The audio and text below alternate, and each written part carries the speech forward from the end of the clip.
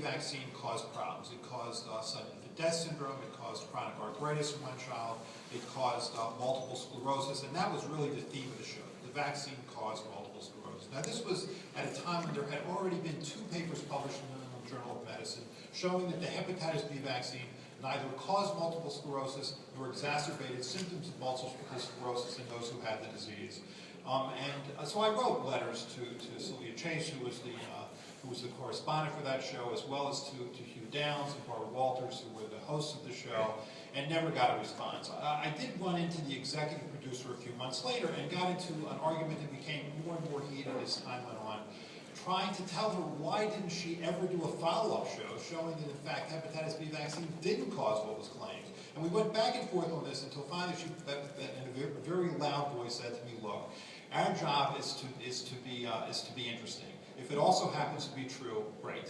And that's what she said. That's the post. So that was sort of my slap in the face that this isn't exactly what you think it is. And it's always been like the Lucy and the football trick for me on this, because when people ask you a question, as a human, you assume they want to be the answer. But you have to always remember that it's about being interesting. It's about selling advertising. So you too have to be interesting, and I think make your stories fun and dramatic at some level.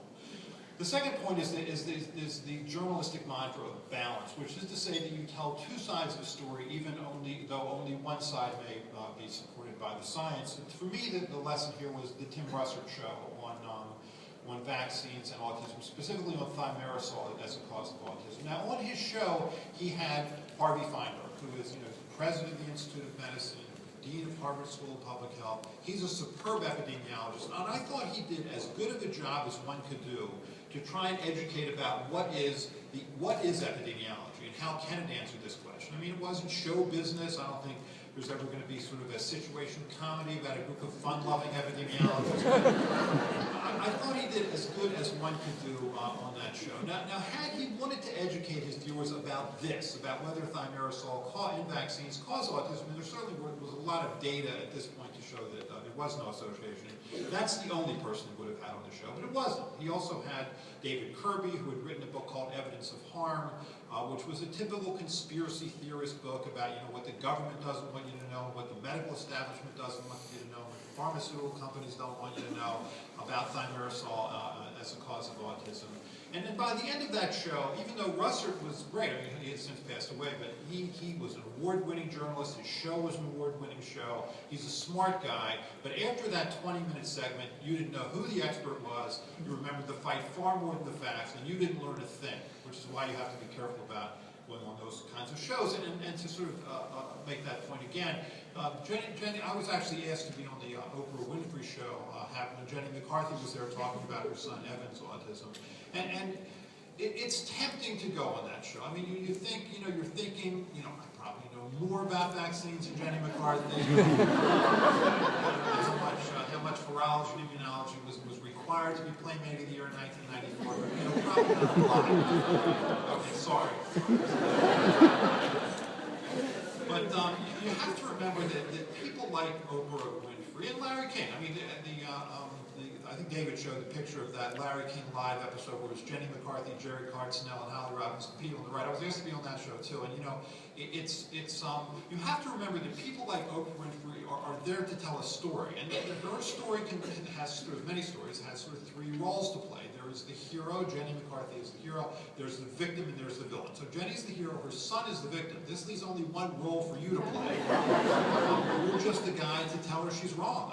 You don't have a cause for autism. She does. You don't have a treatment for autism. She has many. So you just can't look good, and so you don't go on that show, and you can't go on a show where the talent is not on your side.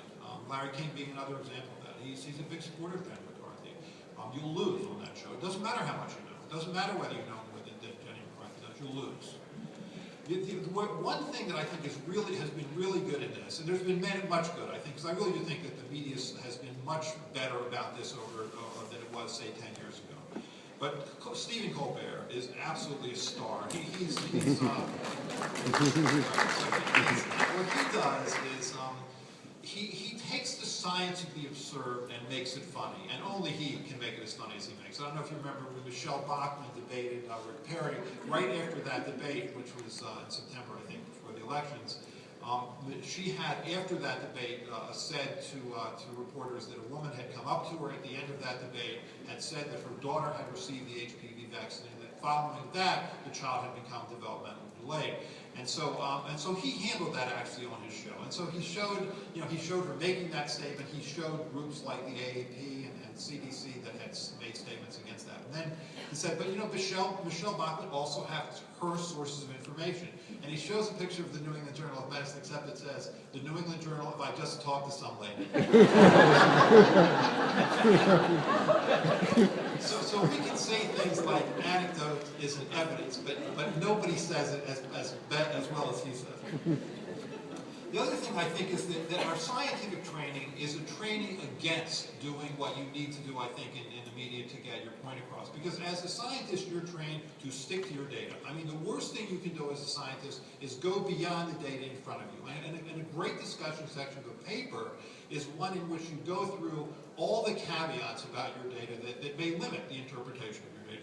That's a good discussion section. So, I mean, that's not the way it works in the media. So, for example, I mean, the scientific method is you form a null hypothesis, and you can do two things with that null hypothesis. You can reject it or you cannot reject it, but you cannot accept a null hypothesis. So when I was a little boy, I used to watch the television show Superman, where this was back in the old days before Christopher Reeve. This was George Reeve was Superman. But, he used to put his hands in front of him, and he would have this interlocking thumb grip, which I thought was the key to the whole navigation thing. And he would go to the left, or he would go to the right, and his hair would stream back, and he had his cape. So when I was 5, I went into my backyard, and I put a towel around myself, and from a small height, I jumped several times, and it's probably not going to surprise you, but was never able to successfully fly.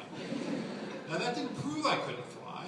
In fact, I could have tried 1 billion times. That wouldn't have proven it either. It would have only made it all the more statistically unlikely. I mean, you can't prove that there weren't weapons of mass destruction in Iraq. You can only say they were nowhere you look. You can't prove that I've never been to Juneau, Alaska, even though I've never been to Juneau, Alaska. You can only show a series of buildings, pictures of buildings with me not standing next to them.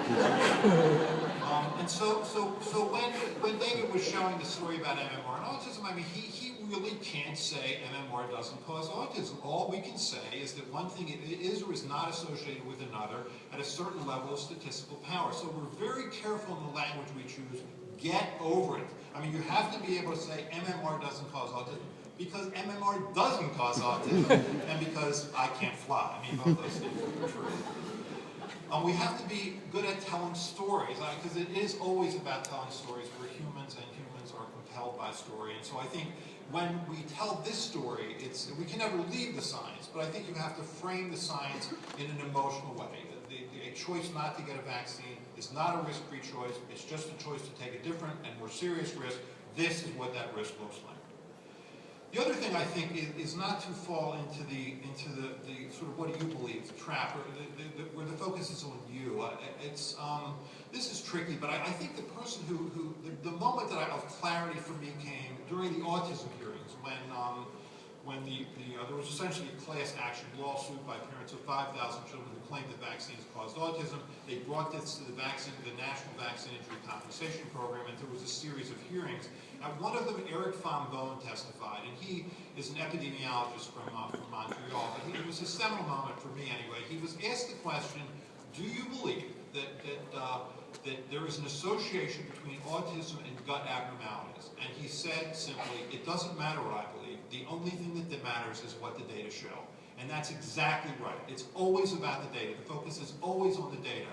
And when you deal with those who oppose vaccines or people in the media who represent them, they always try and make it personal. And it's not personal. This is an old legal aphorism that when the law is on your side, you argue the law. When the facts are on your side, you argue the facts. When neither are on your side, you attack the witness. And that's what ends up happening here. They attack the witness. But you have to be able to sort of be able to protect yourself from that at some level, which is easily enough done by simply, making sure that it's about the data. It is always about the data. I think the other thing is you need to get involved at all levels.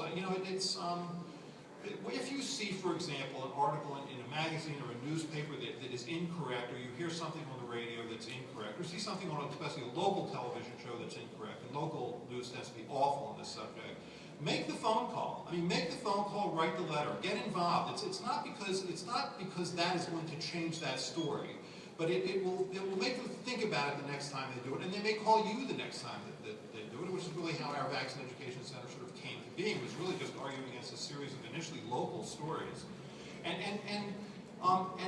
get in the game. I mean, I think that one should go speak at your daughter's, or son's, 8th grade biology class. I mean, there's no venue too small, right? As Tip O'Neill said, all politics is local. I think that's true here. I can certainly say the most harrowing talk I've ever given in my life was to my daughter's 8th grade biology class. It's certainly far more harrowing than this talk, because there was an 8th grader sitting there with her eyes narrowed that said, "Do not embarrass me in front of my friends." So I'll just conclude, and then we still have much more time for questions, that I think it's incumbent upon us to explain why we do what we do. I certainly was in receipt of an R01 for about 25 years, and that's public money, and the public pays our salary. And I think that if we're going to be able to continue to do what we do, which is good science, I think we have to explain why it's important that we do it, and be able to figure out a way to explain that to the public, because it's not owed us. We're not entitled to this. There was a lot of things out there that are good that people need money for. This is only one of them, and so we need to, I think, make our case, and don't assume other people are doing it, because I think largely they aren't. So I would say much is at stake, and we need to get in the game.